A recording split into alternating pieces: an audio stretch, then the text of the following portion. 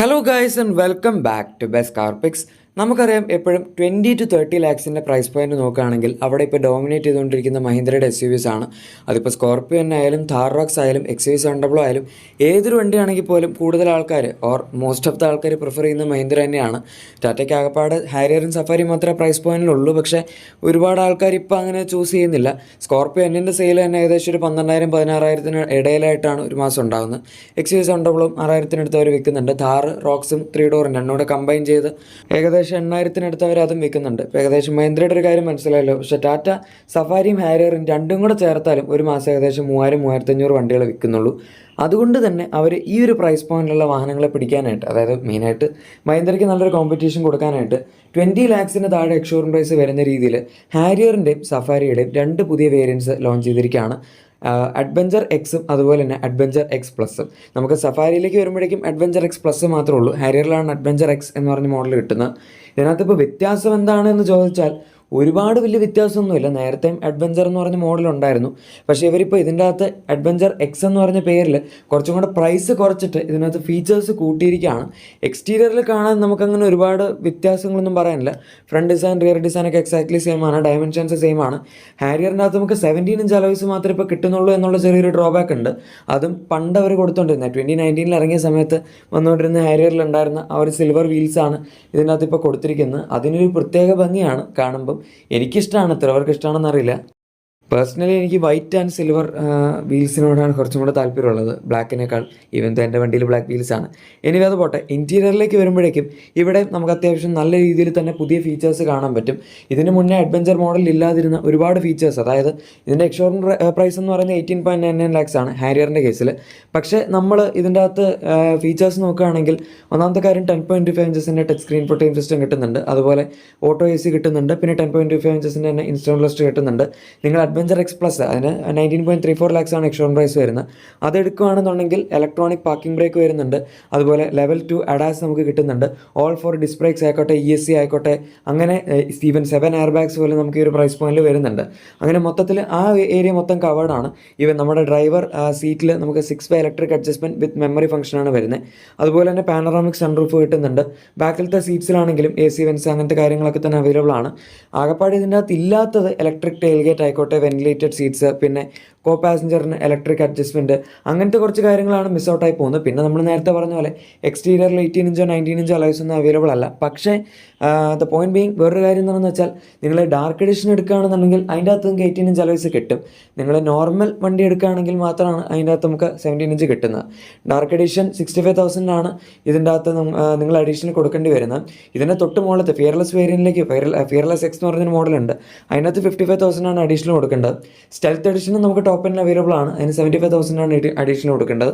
ഈ പറഞ്ഞെല്ലാം എക്സ്ഷോറൂം പ്രൈസിൻ്റെ ബേസിസിലാണ്. ഇതിൻ്റെ engine vice ഒന്നും ഒരു വ്യത്യാസം വന്നിട്ടില്ല. 2 ലിറ്റർ ഡീസൽ എഞ്ചിനാണ് വരുന്നത്. നമുക്ക് 170 bhp 350 Nm ടോർക്കും ആണുള്ളത്. 6 സ്പീഡ് മാനുവൽ, 6 സ്പീഡ് ടോക്കൺ മീറ്റർ ഓട്ടോമാറ്റിക് ഈ കൺഫിഗറേഷനിലാണ് കൊടുത്തിരിക്കുന്നത്. അതായത് ബേസിക്കലി നിങ്ങൾക്കിപ്പം ഇത്രയും affordable in the sense 20 lakhs താഴെ എക്സ്ഷോറൂം, ഇപ്പോൾ ഓൺ റോഡ് ഒരു 24-25 വരെയൊക്കെ മാക്സിമം പോകുമായിരിക്കും. ഈ പ്രൈസിൽ അത്യാവശ്യം നല്ല ഫീച്ചേഴ്സുള്ള പാനോറാമിക് സൺറൂഫുകളുള്ള ഫീച്ചേഴ്സ്, പിന്നെ നമ്മൾ നേരത്തെ പറഞ്ഞ കാര്യങ്ങളൊക്കെയുള്ള നല്ലൊരു വണ്ടി വാങ്ങണം എന്നുണ്ടെങ്കിൽ അതും മഹീന്ദ്രയുടെ വാഹനങ്ങളല്ല. ഇപ്പോൾ മഹീന്ദ്രയുടെ സിമിലർ പ്രൈസ് പോയിന്റ് നോക്കുകയാണെങ്കിൽ ഇത്രയും ഫീച്ചേഴ്സ് നമുക്ക് കിട്ടുന്നില്ല. അതുകൊണ്ട് തന്നെയാണ് ടാറ്റ ഇപ്പോൾ ഇത്ര അഗ്രസീവായിട്ട് ഉള്ളൊരു പ്രൈസ് പോയിന്റിലേക്ക് പോയിരിക്കുന്നത്. അഡാസ് ഒക്കെ മഹീന്ദ്ര ടോപ്പ് എൻഡിൽ മാത്രമാണ് കൊടുക്കുന്നത്. ഇനി സഫാരിയുടെ കേസിലേക്ക് വരികയാണെങ്കിൽ ഇവിടെയും എക്സ്റ്റീരിയറിൽ നോർമൽ വണ്ടി വെച്ച് കമ്പയർ ചെയ്യുമ്പോൾ പ്രത്യേകിച്ച് വ്യത്യാസങ്ങളൊന്നുമില്ല. നമുക്ക് രണ്ട് ഹാരിയറിലായാലും സഫാരിയിലായാലും LED ഹെഡ്ലൈറ്റ്സും ടെയിൽ ലൈറ്റ്സും ഒക്കെ അവൈലബിൾ ആണ്. അതുപോലെ LED കോർണറിംഗ് ലൈറ്റ്സും, അതായത് fog lights basically cornering lights ആയിട്ടാണ് വരുന്നത്. ഒരു വ്യത്യാസം എന്താണെന്ന് വെച്ചാൽ ഇതിൻ്റെ അകത്ത് നമുക്ക് 18 ഇഞ്ച് അലോയ്സ് നോർമൽ സ്റ്റാൻഡേർഡ് ആയിട്ട് തന്നെ അവൈലബിൾ ആണ്. നിങ്ങൾ ഡാർക്ക് എഡിഷൻ എടുക്കണം എന്ന് നിർബന്ധമൊന്നുമില്ല. ഡാർക്ക് എഡിഷനും നമുക്ക് ഇതിനകത്ത് ഓപ്ഷനായിട്ട് കിട്ടുന്നുണ്ട്. പിന്നെ വേറൊരു കാര്യം വരുന്നത്, 2 വാഹനങ്ങളും ബാക്കിൽ കണക്റ്റഡ് ടെയിൽ ലൈറ്റ്സ് വരുന്നില്ല. സൈഡിൽ മാത്രമേ നമുക്ക് ലൈറ്റ്സ് അവൈലബിൾ ആയിട്ടുള്ളൂ. പക്ഷേ LED ആണ് കിട്ടുന്നത്. ഇതിൻ്റെ അകത്ത് നേരത്തെ പറഞ്ഞ സെയിം ഫീച്ചേഴ്സ് തന്നെയാണ് വരുന്നത്. രണ്ടിൻ്റെ ഇൻറ്റീരിയർ കളർ തീമിലും അവർ കുറച്ച് വ്യത്യാസം പിടിച്ചിട്ടുണ്ട്. സഫാരിയിൽ നമുക്കൊരു ബ്ലാക്ക്, അതുപോലെ ബ്രൗൺ ആൻഡ് ടാനിൻ്റെ ഫിനിഷാണ് കിട്ടുന്നത്. ഹാരിയറിലേക്ക് വരുമ്പോഴേക്കും ബ്ലാക്ക് ആൻഡ് ടാനിൻ്റെ ഫിനിഷ് മാത്രമേ കിട്ടുന്നുണ്ടായിരുന്നുള്ളൂ. ഇനി ഡാർക്ക് എഡിഷനാണ് എടുക്കുന്നതെന്നുണ്ടെങ്കിൽ ഫുൾ ബ്ലാക്ക് ആയിരിക്കും. റൂഫായാലും ഇതിൻ്റെ താഴത്തെ പോർഷനായാലും എല്ലാം ബ്ലാക്ക് തന്നെയാണ്. പക്ഷേ ഇവിടെ ഇപ്പോൾ നമുക്ക് സീറ്റ്സ് എല്ലാം ആ ഒരു ടാൻ ഫിനിഷ്, പിന്നെ ഡോറിൻ്റെ അകത്ത് ടാൻ ഫിനിഷ്, അങ്ങനെ കുറച്ചൊക്കെ മെറ്റീരിയൽസിലും അവർ വ്യത്യാസം കൊടുത്തിട്ടുണ്ട്. ഇതിന് മുന്നത്തെ അഡ്വഞ്ചറിൽ ഇങ്ങനത്തെ ഒരു കളർ കോമ്പിനേഷൻ അല്ലായിരുന്നു കിട്ടിക്കൊണ്ടിരുന്നത്. കൂടുതലും അവർ ഓൾ ബ്ലാക്ക് തീം തന്നെയാണ് അഡ്വഞ്ചർ മോഡലും പിന്നെ ഫിയർലെസ് മോഡലൊക്കെ പിടിച്ചുകൊണ്ടിരുന്നത്. ഫീച്ചേഴ്സിൻ്റെ കാര്യങ്ങളൊക്കെ നമുക്ക് സെയിം ഹാരിയറിൽ പറഞ്ഞാൽ അത് തന്നെയാണ് ഇതിനകത്തും കിട്ടുന്നത്. ഇതിനകത്ത് പിന്നെ ഹാരിയറിലുള്ളതുപോലെ ജസ്റ്റ് അഡ്വഞ്ചർ എന്ന് മാത്രം പറഞ്ഞൊരു അതായത് അഡ്വഞ്ചർ എക്സ് എന്ന് മാത്രം പറഞ്ഞ മോഡലില്ല, അഡ്വഞ്ചർ എക്സ് പ്ലസ് മാത്രമേ ഉള്ളൂ. ഹാരിയറിനകത്ത് നിങ്ങൾ വെറും അഡ്വഞ്ചർ എക്സ് എന്ന് പറഞ്ഞ മോഡൽ എടുക്കുകയാണെങ്കിൽ അതിൻ്റെ അകത്ത് ഇലക്ട്രിക് പാർക്കിംഗ് ബ്രേക്ക് അതുപോലെ നമ്മുടെ അഡാസ് പോലത്തെ ഫീച്ചേഴ്സ് ഒന്നും കിട്ടില്ല. പക്ഷേ പ്ലസ് എടുക്കുകയാണെങ്കിൽ ഇതൊക്കെ കിട്ടും. 34,000 അഡീഷണൽ കൂടുതൽ കൊടുത്ത് പ്ലസ് എടുക്കുന്നതുകൊണ്ട് എനിക്ക് അങ്ങനെ നഷ്ടമൊന്നും തോന്നുന്നില്ല.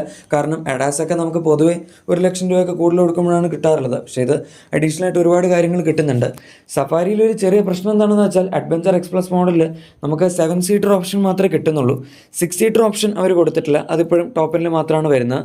ഇനി എന്താണ് ഇവർ ഈ വേരിയൻസ് മാറ്റുന്നതുകൊണ്ട് ഉദ്ദേശിക്കുന്നത് നിങ്ങൾ വിചാരിക്കുന്നുണ്ടെങ്കിൽ, ഇതിന് മുന്നേ ടാറ്റയുടെ വാഹനങ്ങളിൽ ഇപ്പം ഇതാവണമെന്നില്ല, ഏത് വണ്ടി എടുത്താലും ഏകദേശം ഒരു 70-80 വേരിയൻസിന് എടുത്തെങ്കിലും കാണും. അതുകൊണ്ട് എടുക്കുന്ന ആൾക്കാർക്കും കൺഫ്യൂഷൻ ആവും, സെയിൽസ്മാൻമാർക്കും കൺഫ്യൂഷൻ ആവും, എന്തെടുക്കണം എന്നുള്ളത് ആൾക്കാർക്കും കൺഫ്യൂഷൻ ആവും. അങ്ങനെ മൊത്തത്തിലുള്ള കൺഫ്യൂഷൻ മാറ്റാൻ വേണ്ടി അവരിതിൻ്റെ വേരിയൻസിൻ്റെ ലൈൻ ഇപ്പോൾ കുറച്ചൊന്ന് ചുരുക്കിയതാണ്. അതുകൊണ്ട് തന്നെ ഇപ്പോൾ ഇതിൻ്റെ അകത്ത് ഒരുപാട് വേരിയൻസ് വരുന്നില്ല. Basic starting model സ്മാർട്ടാണ്.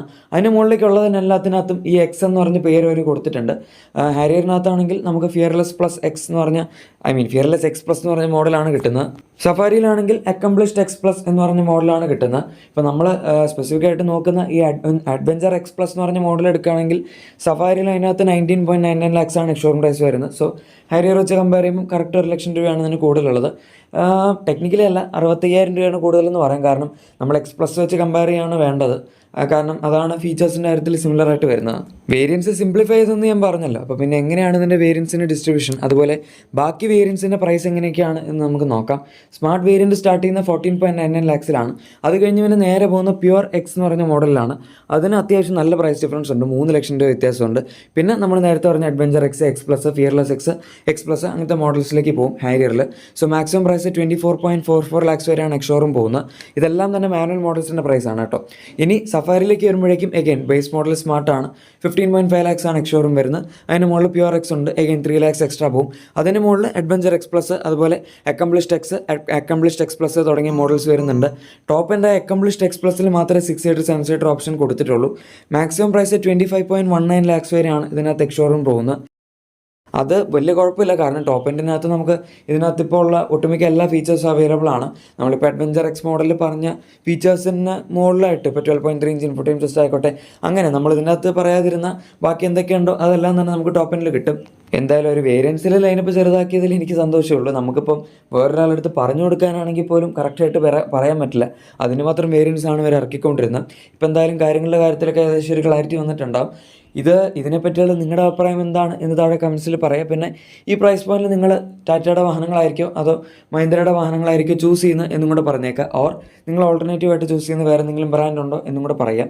നിങ്ങളുടെ എക്സിസ്റ്റിംഗ് വാഹനത്തിന് എന്തെങ്കിലും ചെറിയ ആക്സറീസോ ക്ലീനിങ് പ്രൊഡക്ട്സോ ഒക്കെ വേണമെങ്കിൽ തീർച്ചയായും നമ്മുടെ ഡിസ്ക്രിപ്ഷൻ അല്ലെങ്കിൽ പ്രൊഡക്ട്സ് ടാഗ് ചെക്കൗട്ട് ചെയ്യുക. വീഡിയോ ഇഷ്ടപ്പെട്ടെങ്കിൽ ഉറപ്പായിട്ടും ലൈക്കും സബ്സ്ക്രൈബും ഷെയറും കൂടെ ചെയ്തേക്കാം.